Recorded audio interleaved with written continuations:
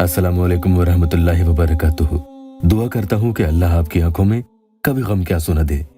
या अल्लाह website official channel पर आज का अमल जो बता रहा हूँ, ये किसी खास इंसान से निकाह करने के लिए है।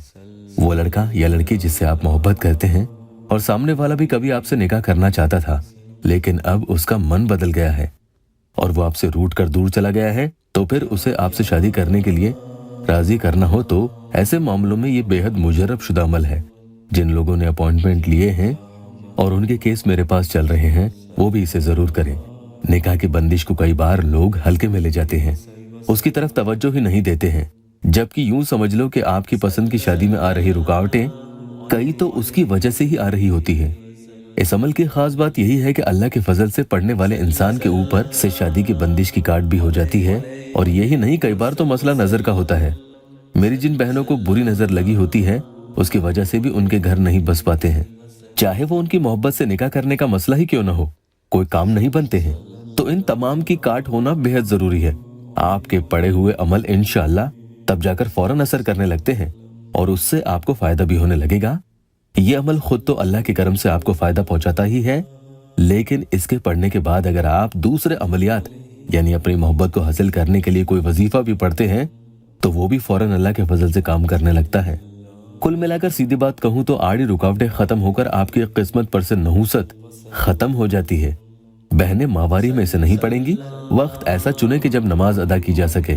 किसी भी वक्त 2 रकात सलातुल हाजत जब भी आपको मौका मिल जाए जरूर अदा कर लीजिएगा और अपने मसले के हल के लिए दुआ भी करें।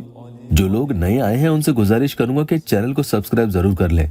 एक पाक साहब कोई भी कागज आप बिना लाइन वाला ले लें, सफेद कागज हो, उस पर इस तरह से उर्दू, इंग्लिश, हिंदी या किसी भी जुबान में आप लिखेंगे, फला बिन या बिनते का निकाह फला बिन या बिनते से हो जाए।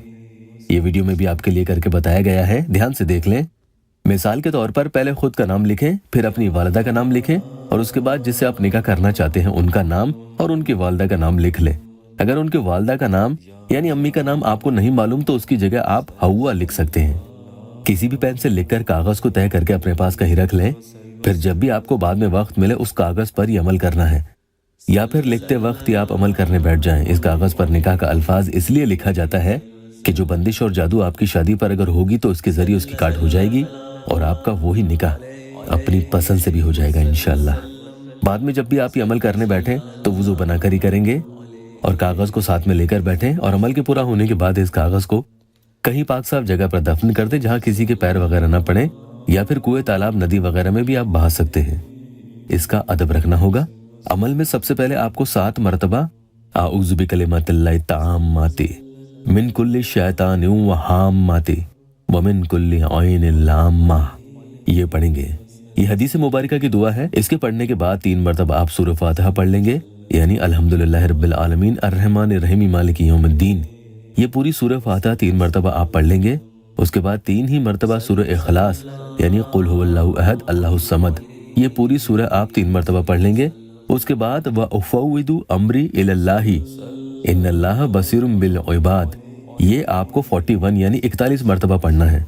अब फिर से आपको 7 मरतबा हदीस मुबारका की इस दुआ को पढ़ लेना है और फिर से सूरह फातिहा 3 मरतबा पढ़ लेनी है और उसके बाद 3 ही मरतबा सूरह इखलास भी पढ़ लें। उसके बाद उस कागज पर एक बार आप फूंक मार देंगे और फिर अपने मकसद की दुआ करें। इंशाअल्लाह ताला निकाह के बंदिश की काट भी हो जाएगी और जल्द अज जल्द उससे पसंद की शादी भी होगी।